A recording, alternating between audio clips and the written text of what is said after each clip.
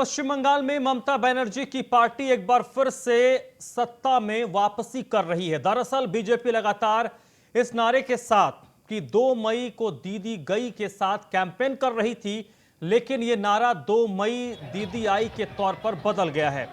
हालांकि दीदी नंदीग्राम में शुरुआती दौर में बीजेपी के उम्मीदवार शुभेंदु अधिकारी के खिलाफ पिछड़ गई थी, लेकिन अब आगे हो गई हैं। वहीं टीएमसी ममता बनर्जी की अगुवाई में अच्छी जीत की ओर बढ़ती दिख रही है। ये तीसरा मौका होगा जब बंगाल में तृणमूल कांग्रेस की सरकार बन सकती है। वहीं पार्टी के कार्यकर्ताओं में खुशी की लहर है। टीएमसी के कार्यकर्ता जश्न में डूब गए हैं। 292 सीटों पर हुए चुनाव में टीएमसी 200 का आंकड़ा पार कर चुकी है, जबकि बीजेपी 90 से नीचे ही नजर आ रही है।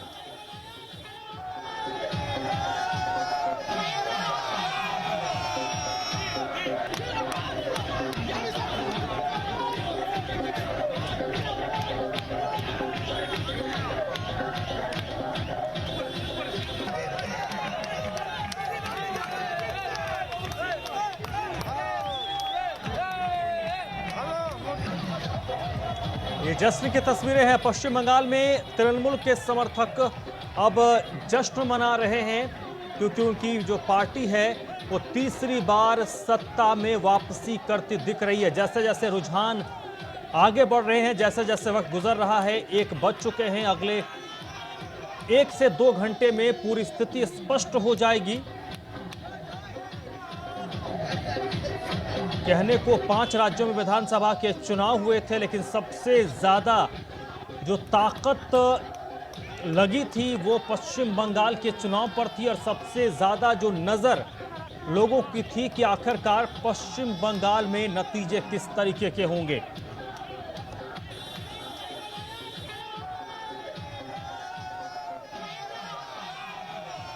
तो पश्चिम बंगाल में तृणमूल कांग्रेस के कार्यकर्ता इस वक्त जश्न में डूबे हुए हैं। जश्न की शुरुआत इस वक्त पश्चिम बंगाल में हो गई है।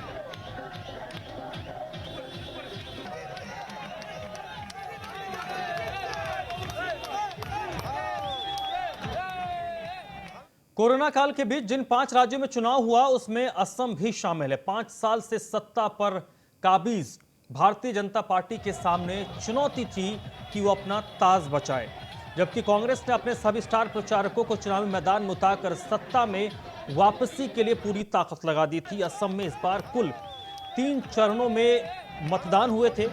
126 विधानसभा सीटों पर 82% से ज्यादा वोट डाले गए थे।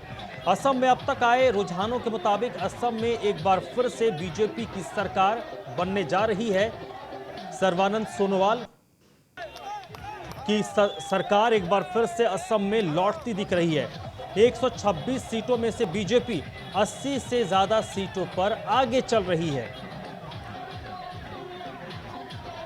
तो 5 राज्यों में चुनाव हो रहे हैं। आपको हमने पश्चिम बंगाल की तस्वीर दिखाई। पश्चिम बंगाल में सत्ताधारी तृणमूल कांग्रेस एक बार फिर से वापसी करती दिख रही है। तीसरी बार ममता बनर्जी राज्य के मुख्यमंत्री के तौर पर शपथ ले सकती हैं, क्योंकि उनकी पार्टी को चुनावों में स्पष्ट बहुमत और स्पष्ट बहुमत नहीं, प्रचंड बहुमत मिलता हुआ नजर आ रहा है।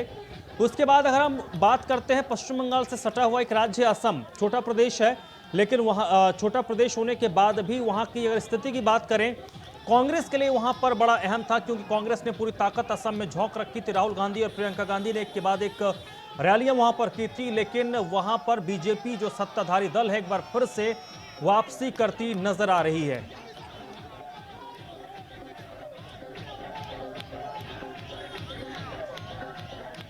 और अब बात करें उत्तर प्रदेश में हो रहे पंचायत चुनाव के नतीजों की, अगर हम बात करें तो मिर्जापुर ढेलवास ककरही गांव से अभिनव त्रिपाठी ने चुनाव जीता है।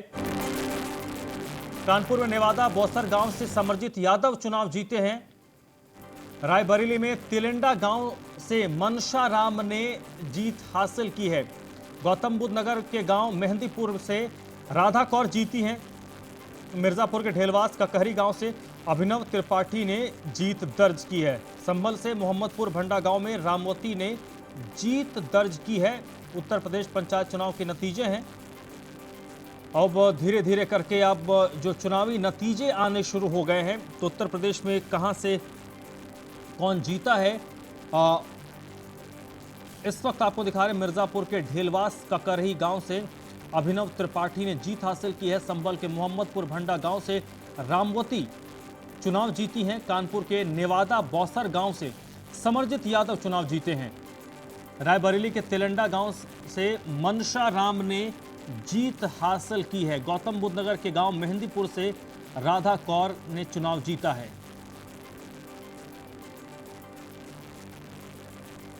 वही बात अगर उन्नाव की करें तो उन्नाव के अमोया गांव में साहबलाल ने चुनाव में जीत हासिल की है। मीरनगर की बात करें तो इंदल रावत ने चुनावी जीत दर्ज की है। कमलापुर गांव में कुलदीप मौर्य ने चुनाव जीता है। मुजफ्फरनगर गांव में सुनील चौरसी गज ने चुनाव जीत दर्ज की है।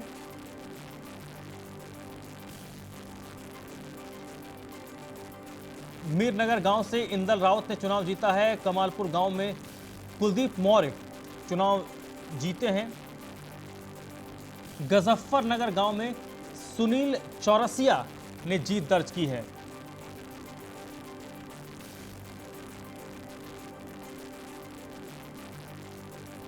तो जैसे जैसे वक्त अब गुजर रहा है, अब चुनावी नतीजे आने शुरू हो गए हैं। चुनावी नतीजे भी काफी अहम और इंपॉर्टेंट हैं।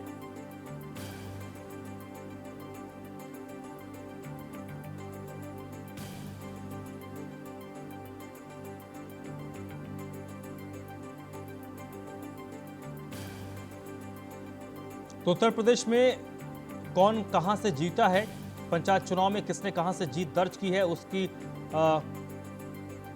एक तस्वीर आपको हम दिखा रहे हैं ग्राफिक्स के जरिए। आप देखिए उन्नाव में कौन से गांव में किस किस ने जीत दर्ज की है। कमालपुर गांव में कुलदीप मौर्य ने चुनावी जीत दर्ज की है। मुजफ्फरनगर गांव की अगर बात करें तो सुनील चौरसिया ने चुनावी जीत दर्ज की है। उमैया गांव में साहबलाल ने जीत हासिल की है।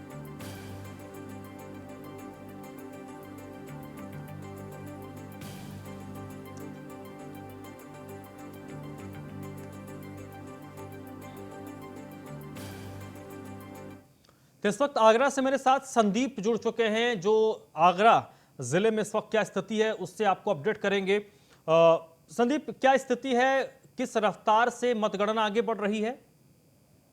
देखिए, बिल्कुल अगर मोहब्बत की नगरी आगरा की बात करें तो आगरा के देहात क्षेत्रों में जो 15 ब्लॉक हैं जहां पर मतगणना केंद्र बनाए हुए हैं, वहां पर मतगणना सुबह 8 बजे से चल रही है। हालांकि अगर जो कोरोना काल को लेकर जो स्टाफ है यहाँ का वो बहुत काफी कम है, क्योंकि जो मतगणना प्रारंभ हुई, ज्यादातर जितने भी मतगणना स्थल है जहाँ सुबह 10 बजे से मतगणना का कार्य प्रारंभ हुआ, वहीं इस समय हम आगरा के फतेहाबाद में खड़े हुए मतगणना केंद्र पर, जहां पर इस समय मतगणना चल रही है। पुलिस प्रशासन की बात करें तो पुलिस प्रशासन पूरी तरह मुस्तैद नजर आ रहा है। जो भी प्रत्याशी और एजेंट अंदर आ रहे हैं मतगणना केंद्र के बाहर, उनका स्कैनिंग की जा रही है, थर्मल स्कैनिंग की जा रही है। उसके बाद जो कोरोना नेगेटिव रिपोर्ट है 48 घंटे पूर्व की कोरोना रिपोर्ट इम्पोर्टेंट कर दिए, उसी के बाद जो प्रत्याशी एजेंट है उनको मतगणना केंद्र में अंदर आने की परमिशन दी जा रही है। साथ ही अगर कोरोना गाइडलाइंस की बात करें तो यहाँ पर कोरोना गाइडलाइंस की धज्जियां उड़ती हुई दिखाई दे रही हैं। जो प्रत्याशी है भारी संख्या में भीड़ मौजूद है। मैं अपने पीछे आपको दिखाना चाहूंगा कि आप तस्वीरों में देख सकते हो, न्यूज़ वन इंडिया आपको एक्सक्लूसिव तस्वीरें दिखा रहा है, जहां पर किसी भी तरह का कोई भी सोशल डिस्टेंसिंग का पालन नहीं किया जा रहा है। भीड़ इस कदर है। वहीं आगरा में जो कोरोना के मामले हैं वो लगातार बढ़ते ही जा रहे हैं। अंदर भी आप देख सकते हैं जहां पर मतगणना चल रही है, भारी संख्या में लोग देखने को मिल रहे हैं। पूरी सोशल डिस्टेंसिंग किसी भी प्रकार की नहीं है। सरकार की जो गाइडलाइंस है उनका उल्लंघन किया जा रहा है। तो अपने आप में ये तस्वीरें एक बड़ा सवाल बयां करती है कि जिस तरीके से आगरा में कोरोना के मामले दिन पर दिन बढ़ते जा रहे हैं और मौतों की संख्या भी दिन पर दिन बढ़ रही है। तो कहीं ना कहीं आगरा के देहातों की बात करें तो यहाँ पर किसी भी प्रकार का कोई भी सरकार तो ये जो स्थिति नहीं, संदीप ये बताइए, ये जो स्थिति नजर आ रही है, जो सुरक्षा कर्मी वो क्या कर रहे हैं? देखिए, अगर सुरक्षा कर्मियों की बात करें तो सुरक्षा कर्मी काफी संख्या में यहाँ हैं, लेकिन सुरक्षा कर्मी अपनी ड्यूटी निभाने से पीछे हट रहे हैं। मेरे सामने आप देख सकते हैं सुरक्षा कर्मी अपनी ड्यूटी कर रहे हैं, वो कुर्सियों पर बैठकर ड्यूटी कर रहे हैं। पुलिस प्रशासन भारी संख्या में यहाँ देखने को मिल रहा है, लेकिन वह पुलिस प्रशासन सिर्फ और सिर्फ कुर्सी पर बैठने के लिए दिखाई दे रहा है। अगर मतगणना स्थल की बात करें तो मतगणना स्थल पर बहुत कम लोग दिखाई दे रहे हैं, क्योंकि ड्यूटी पुलिस कर्मियों की बनती है कि वह लोगों को सरकार की गाइडलाइंस का पालन कराएं, लेकिन आगरा की जो तस्वीरें सामने आ रही हैं, यहाँ पर किसी भी प्रकार का कोई भी पालन नहीं कराया जा रहा। और ये जो वरिष्ठ अधिकारी हैं, क्या उनका राउंड नहीं लग रहा है इन इलाकों में? देखिए, अगर वरिष्ठ अधिकारियों की बात करें तो आगरा कप्तान है जो मुनिराज जी, वो लगातार क्षेत्र में जो मतगणना केंद्र है वहां पर भ्रमण कर रहे हैं। अभी इस मतगणना केंद्र से करीब 15 मिनट पहले ही निकले हैं, लेकिन जिस तरीके से अधिकारी वहां आते हैं, वहां की व्यवस्थाएं सटीक कर दी जाती है। लेकिन अधिकारी के निकलने के बाद स्थिति ज्यों की त्यों रहती है। आप देख सकते हैं तस्वीरों में कि यहाँ की क्या स्थिति है। लोगों को बिल्कुल भी कोरोना का डर नहीं है और आगरा में कोरोना लगातार अपनी पैर पसार रहा है। मौतों के आंकड़े भी बढ़ रहे हैं, लेकिन उसके बावजूद भी प्रशासन भी इस चीज को ना ही समझ रहा है, ना ही लोगों को समझा रहा है। चलिए, तो क्या जो लोग हैं उनको इस बात को लेकर कोई इल्म नहीं है कि वो अपनी जान के साथ साथ परिवार की जान को भी सांसत में डाल रहे हैं? जी बिल्कुल, अगर यह चीज लोग नहीं सोच रहे हैं कि लोग अपनी तो जान खतरे में डाल ही रहे हैं, साथ ही जो उनके परिजन है उनकी भी जान खतरे में डाल रही है। लोगों के अंदर एक बड़ी लापरवाही देखने को मिल रही है। मास्क लोग लगाए हुए हैं, लेकिन वह मास्क सिर्फ और सिर्फ केवल फॉर्मेलिटी के तौर पर लगाए हुए हैं, क्योंकि उनको अंदर एंट्री मतगणना स्थल पर जब ही मिलेगी जब वो मास्क लगाए होंगे। अगर अंदर की स्थिति की बात करें तो अंदर की स्थिति आप तस्वीरों में देख ही रहे हैं कि किस तरीके से आगरा की तस्वीरें हमने आपको दिखाई, डरावनी है, क्योंकि कहीं पर भी सोशल डिस्टेंसिंग का पालन नहीं हो रहा है। अतुल भी मेरे साथ जुड़ गए हैं मेरठ से। अतुल, अब तो नतीजे आने शुरू हो गए होंगे मेरठ में? देखिए धर्मराज, मेरठ में नतीजे आने अभी शुरू नहीं हो पाए हैं, क्योंकि यहाँ पर 1 घंटा देरी से जो मतगणना है वो स्टार्ट हुई थी। कुछ व्यवस्था नहीं हो पाई थी, जिसके कारण यहाँ पर पहले बंडल बनाए जा रहे हैं। जो वहाँ पर सूचना मिली है निर्वाचन आयोग के अधिकारियों के द्वारा बताया गया है कि पहले बंडल बनाए जा रहे हैं, जो बैलेट पेपर है उनके, उसके बाद में काउंटिंग स्टार्ट होगी। अभी तक बंडल ही बनाने का कार्यक्रम चल रहा है। सबसे बड़ी बात यह है कि कोरोना काल को देखते हुए पहले बंडल की व्यवस्था की गई है, उसके बाद में यहाँ पर काउंटिंग की जाएगी। तो ये कब तक, हालांकि नतीजे आने शुरू होंगे, कितने बजे तक? देखिए लगभग बताया गया है 1 बजे तक, 1-1:30 बजे तक यहाँ पर नतीजे आने शुरू हो जाएंगे, क्योंकि जो बंडल की प्रक्रिया है वो बरकरार चलती रहेगी। उसके बाद में कुछ अधिकारीगण काउंटिंग के लिए लग जाएंगे। काउंटिंग यहाँ पर देखने को मिल रहा है, जो भीड़ है भारी मात्रा में भीड़ लगी हुई है, प्रधानों की भी और उनके जो प्रधान प्रत्याशी हैं उनके और उनके एजेंटों की। लगातार एजेंट प्रयास कर रहे हैं कि जल्दी से जल्दी काउंटिंग करवाई जाए, जिससे कि नतीजे सामने आने चालू हो जाए। मेरठ में कई ऐसी जगह है जहाँ पर नतीजे आने चालू भी हो गए और वहाँ पर हर्ष और उल्लास के साथ प्रधान प्रत्याशी, जो प्रधान पद के उम्मीदवार थे, वो जो जीतता है उसके लिए लगातार लोग जय जयकार करते हुए यहाँ से निकल रहे हैं। कई जगह ऐसी भी हैं जहाँ पर ये देखा गया है। और दूसरी बड़ी बात यह है कि जो यहाँ पर तकरीबन 12 बेल्ट बनाई गई है, 12 केंद्र बनाए गए हैं जहाँ पर मतगणना चल रही है। सबसे बड़ी बात यह है कि 2-3 जगह तो ये देखने को मिल रहा है धर्मराज की, जिस तरह से कोरोना की धज्जियां उड़ाई जा रही हैं, जो प्रशासन लगातार दावे कर रहा था वो देखने को मिल रहा है कि वहाँ पर कितने पुख्ता इंतजाम के बाद भी लोग मानने के लिए तैयार नहीं। पुलिस बल कितना भी लगाया गया है उसके बावजूद भी लोग मानने के लिए तैयार नहीं है। कोरोना की गाइडलाइन का बिल्कुल पालन होता हुआ। ठीक है अतुल, और आप बने रहिएगा, संदीप आप मेरे साथ बने रहिएगा। तो ये इस वक्त आपको हम दिखा रहे हैं कि जो नतीजे आए हैं उनमें कौन कहां से जीता है। मिर्जापुर में ढेलवास ककहरी गांव से अभिनव त्रिपाठी ने जीत दर्ज की है। संभल में मोहम्मदपुर भंडा गांव से रामवती ने जीत हासिल की है। कानपुर के नेवादा बौसर गांव से समरजीत यादव चुनाव जीते हैं। रायबरेली के तेलंडा गांव से मनशा राम ने जीत हासिल की है। गौतम बुद्ध नगर के गांव मेहंदीपुर से राधा कौर चुनाव जीती हैं। फतेहपुर के सेमौरी गांव में बबलू त्रिपाठी ने जीत हासिल की है। जालौन के कुंडऊ गांव से रामकुमार ने चुनावी जीत दर्ज की है। सोनभद्र के कोरियाओं गांव में साभ्या ने जीत हासिल की है। मिर्जापुर के ढेलवास ककहरी गांव से अभिनव त्रिपाठी ने चुनाव जीता है।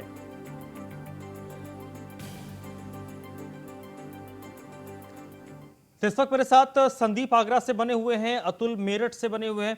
अतुल, ये जो आप सुबह से तस्वीरें दिखा रहे हैं, यहां पर एक सवाल मेरा है कि जब मतगणना स्थल पर कोविड के प्रोटोकॉल का पालन करवाने में प्रशासन फेल रहा, ऐसे में सुप्रीम कोर्ट और चुनाव आयोग की और विशेष तौर पर चुनाव आयोग की तरफ से कहा गया है कि चुनावी जीत के बाद जश्न नहीं होगा, उस पर रोक लगा दी गई है। तो प्रशासन ये कैसे सुनिश्चित करेगा कि इतनी बड़ी संख्या में जब बीडीसी वाले जीतेंगे, पंचायत सदस्य जीतेंगे, प्रधान जीतेंगे, तो उनके समर्थकों को जश्न मनाने से कैसे रोकेंगे? वहां पर तो सीधे सीधे निर्वाचन आयोग के आदेश का उल्लंघन होगा। देखिए धर्मराज, यही सबसे बड़ा मामला है। अभी हमारी न्यूज वन इंडिया की खास बातचीत एडीजी राजीव जी से हुई थी। उन्होंने भी यही कहा है कि कोई भी जश्न नहीं मनाएगा, कोई जुलूस नहीं निकालेगा। लेकिन उसके बावजूद भी जब आला अधिकारी वहां पर मतगणना केंद्रों पर जा रहे हैं, एसएसपी जा रहे हैं, डीएम जा रहे हैं, एडीजी आईजी सब राउंड पर जा रहे हैं, तो वहां पर व्यवस्था पूरी देखने को मिलती है। लेकिन उसके बाद में वहां कुछ भी नजर नहीं आता है। कोरोना की धज्जियां उड़ाई जाती है, लगातार प्रशासन के आदेश का धज्जियां उड़ाई जाती है। निर्वाचन द्वारा जो आदेश दिया गया है निर्वाचन आयोग द्वारा, उसकी भी धज्जियां उड़ाई जा रही है। लेकिन वास्तव की अगर हकीकत दिखाई जाए वहां की, तो वहां पर लोग एक के ऊपर एक चढ़े हुए हैं। वहां पर लोगों का भी यही कहना है कि जो प्रशासन द्वारा व्यवस्था की गई है, कहीं ना कहीं उसमें लापरवाही की गई है। क्योंकि एक ही कमरे के अंदर, एक ही हॉल के अंदर 4 से 5 नहीं, ये आप नहीं, मैं ये समझना चाहता हूं कि एक बाउंड्री के अंदर एक स्कूल है, एक कॉलेज है जहां पर काउंटिंग हो रही है, वहां पर अगर आप नियमों का पालन नहीं करवा पा रहे, तो इतने बड़े जिले में जब अलग अलग जगहों पर लोग फैल जाएंगे और वहां पर वो जश्न मनाएंगे, तो प्रशासन कैसे रोकेगा? देखिए मेरठ के अंदर अगर आपको बता दूं मैं, लगातार जश्नों को लेकर के तैयारियां शुरू हो गई है। ढोल के साथ, मिठाइयों के साथ व्यवस्था प्रधान पहले से ही करने लग गए। अभी जीत नहीं हो पाई है, उससे पहले ही यहाँ पर व्यवस्था देखने को मिली है। अगर देहात क्षेत्र की बात करें तो गांव में जमावड़ा इकट्ठा चालू हो गया है। गांव प्रधान प्रत्याशियों के घर पर लोग जाकर के बैठने शुरू हो गए, क्योंकि उन्हें आशा है कि कहीं ना कहीं जिसको हमने वोट दिया है, जिसको हम प्रत्याशी बनाना चाहते हैं, वो कुछ देर में जीत करके हमारे बीच में आने वाला है। तो उसी को लेकर के गांव के अंदर लोग इकट्ठा हो रहे हैं। प्रशासन यहाँ पर लगा हुआ है, लॉकडाउन की चिंता कर रहा है। लेकिन अगर देहात क्षेत्र की बात करी जाए तो कहीं ना कहीं भयानक स्थिति देखने को मिल रही है। लगातार तस्वीरें वहां से देखी जा रही हैं। अगर गांव के अंदर जाकर के स्थिति की बात की जाए तो प्रधान प्रत्याशियों के घर भारी मात्रा में भीड़ देखने को मिल रही है। ठीक है, आगरा से मेरे साथ संदीप भी जुड़े हुए हैं। संदीप, आगरा में क्या तैयारी है? क्योंकि आपके पीछे तो आपने भी तस्वीर दिखा दी कि भाई प्लानिंग तो पूरी तरीके से फेल हो गई है। अब निर्वाचन आयोग के आदेश को कैसे पालन करवाएगी आगरा पुलिस और प्रशासन, जिसमें यह कहा गया है कि जश्न नहीं मनाने दिया जाएगा? देखिए कहीं ना कहीं अनुमान यह लगाया जा रहा है कि निर्वाचन आयोग का जो आदेश है उसकी धज्जियां 100% आगरा में उड़ती हुई दिखाई देने को मिलेंगी। क्योंकि मुझे नहीं लगता कि जिस तरीके से, हालांकि प्रशासन ने यह आदेश किया है कि किसी भी चीज पर जुलूस को पूरी तरह बैन कर दिया गया है, लेकिन अगर मतगणना स्थल की बात करें, अगर प्रशासन यहाँ व्यवस्थाएं नहीं बना पा रहा है तो जिला काफी बड़ा है। किन लोगों को संभालेंगे? पुलिस के लिए एक बहुत बड़ी चुनौती है। कुर्सी पर बैठने से ड्यूटी नहीं होगी, उन्हें अपनी ड्यूटी निभानी पड़ेगी। कहीं ना कहीं जो बदहाली की स्थिति आगरा के सामने आ रही है, तो अपने आप में एक बहुत बड़ी तस्वीर है। जिस तरीके से तस्वीरों में आप देख रहे हैं, तो प्रशासन के लिए जुलूसों को रोकना एक बड़ी बात होगी, एक चुनौतीपूर्ण बात होगी। क्योंकि जो देहात क्षेत्र के प्रधान है, चाहे वो बीडीसी है, चाहे वो जिला पंचायत है, उन्होंने जुलूस की पूरी तैयारियां कर रखी है। भारी संख्या में लोग भी उनके घर मौजूद है। तो कहीं ना कहीं प्रशासन के लिए ये एक बहुत बड़ी चुनौतीपूर्ण खास बात यह भी रहेगी कि जब जीत हार का फैसला होता है, उसके बाद जो मामला बिगड़ने का, मतलब दंगे होने का, क्राइम बढ़ने का एक बड़ा डर रहता है। ये भी पुलिस प्रशासन के लिए एक बड़ी चुनौती है। क्योंकि जो प्रत्याशी हारता है वो कहीं ना कहीं किसी न किसी बेस में वह लड़ाई का रूप ले लेता है, और लड़ाई इतनी बढ़ जाती है कि मामला काफी बढ़ जाता है। तो पुलिस प्रशासन को पूरी तरह अलर्ट रहना होगा, पूरे अपने खुफिया तंत्र तैयार करने होंगे, और पुलिस प्रशासन के लिए एक बड़ी चुनौती है। ठीक है, ये एक आपने पॉइंट रेज किया है। अतुल, मेरठ की बात करें तो एक सेंसिटिव जिला है मेरठ। हर लिहाज से देखें तो एक सेंसिटिव जनपद है आपका मेरठ। वहां पर किस तरह की तैयारी? और पंचायत चुनाव में अमूमन हम देखते हैं, जिसको शांत जिला भी हम मानते हैं, वहां पर भी पंचायत चुनाव के नतीजों के बाद एक दूसरे से हिसाब किताब पूरा किया जाता है। देखिए देखिए यहाँ पर धर्मराज, अगर बात की जाए तो मेरठ के अंदर अपराध की बात की जाए तो यहाँ पर काफी ज्यादा मात्रा में अपराध होता है। और आज जिस तरह से पंचायत चुनाव को निमटने के बाद में अगर प्रधान प्रत्याशी जीतता है तो विपक्ष वाले लोग कहीं ना कहीं शांति भंग करने का काम करेंगे। उसी को लेकर के प्रशासन ने पहले दिशा निर्देश दिए हैं लोगों के लिए, प्रत्याशियों के लिए पहले ही समझाया गया कि अगर कहीं भी शांति भंग करने का मामला सामने आता है तो अगर प्रत्याशी का कोई भी समर्थन पकड़ा जाता है समर्थक, तो उस पर कैदी कार्रवाई की जाएगी। साथ साथ लगातार पुलिस गांव में गश्त कर रही है। उसके बावजूद भी देखने को मिल रहा है कि पहले नतीजे आने से पहले ही लोगों में भिड़ंत देखने को मिल रही है। कहीं ना कहीं एक दूसरे से लोग भिड़ने का भी काम कर रहे हैं। कई ऐसे मामले भी सामने आए हैं, पुलिस ने कार्रवाई भी की है और उसके बावजूद भी लोग मानने के लिए तैयार नहीं है। क्योंकि अगर देखा जाए प्रधान जो हारता है, जो प्रत्याशी हारता है, वो कहीं ना कहीं खून से निकालने के लिए, रंजिश निकालने के लिए तैयार रहता है। और उसी को देखते हुए मेरठ प्रशासन पहले से ही अलर्ट हो चुका है। डीएम के बालाजी का सख्त आदेश है कि जिले के अंदर बिल्कुल शांति व्यवस्था बनाए रखने के लिए भारी मात्रा में फोर्स लगाई जाए। साथ साथ पुलिस व्यवस्था के साथ आरएएफ और अन्य बल भी लगाई जाए, जिससे कि पीएसी बल भी लगाया गया है, जिससे कहीं भी शांति व्यवस्था को भंग नहीं किया जाए। लेकिन देखने वाली बात यह है कि नतीजे आने के बाद कितने प्रधान शांत रहते हैं, कितने प्रत्याशी हारने के बाद शांत रहते हैं। क्योंकि लगातार जो जश्न मनाने की बात है और जो जुलूस की बात है, जुलूस रोकने के लिए पुलिस लगातार प्रयास करेगी। देखते हैं कितने प्रत्याशी इसका पालन करते हैं और कितने पर कार्रवाई होती है। क्योंकि लगातार स्थिति जो चल रही है मेरठ के अंदर, देखा जा सकता है कि गांव के अंदर चौपालें सजने लगी हैं। प्रधान प्रत्याशी बनने से पहले ही, प्रधान बनने से पहले ही और काउंटिंग फाइनल होने से पहले ही प्रत्याशियों के यहाँ पर भीड़ इकट्ठा होनी चालू हो गई है। नाश्ता पानी, चाय पानी, कोल्ड ड्रिंक वगैरह सब चल रहा है। और अगर वहां की बात करी जाए तो कोरोना की कोई भी गाइडलाइन का अभी भी पालन नहीं हो रहा है, जबकि कितनी सख्ती से लगातार प्रशासन कार्रवाई कर रहा है। चलिए संदीप, बहुत बहुत शुक्रिया आपका। अतुल, आपका भी बहुत बहुत शुक्रिया। नजर बनाए रखिएगा, लगातार आपके पास हम अपडेट के लिए आएंगे। और इस वक्त बड़ी खबर आ रही है लखनऊ से। सीएम योगी आदित्यनाथ ने न्यूज वन इंडिया की खबर का संज्ञान लिया है। मुख्यमंत्री योगी आदित्यनाथ ने अधिकारियों को सख्त निर्देश दिए हैं। तमाम जिलों के डीएम और पुलिस कप्तानों को सीएम की ओर से निर्देश जारी किया गया है कि मतदान केंद्रों पर भीड़ एकत्रित न होने दिया जाए। कोविड के प्रोटोकॉल का सख्ती से पालन हो, यह सुनिश्चित कराने का काम जिले के डीएम और पुलिस कप्तान का होगा। लगातार सुबह से ही न्यूज वन इंडिया इस खबर को दिखा रहा है कि कोविड के इस दौर में जब चुनाव के लिए बाद काउंटिंग हो रही है, वहां पर कैसे कोविड के प्रोटोकॉल का उल्लंघन हो रहा है। और हमारी इस खबर का मुख्यमंत्री ने संज्ञान लिया है और तमाम जिलों के डीएम और कप्तानों को यह निर्देश दिया है कि कड़ाई से कोविड के प्रोटोकॉल का पालन करवाया जाए। लगातार न्यूज वन इंडिया इस खबर को प्रसारित कर रहा है, दिखा रहा है कि अलग अलग जिलों में किस तरीके से सोशल डिस्टेंसिंग का उल्लंघन किया जा रहा है। लोग कोविड के प्रोटोकॉल का पालन नहीं कर रहे हैं।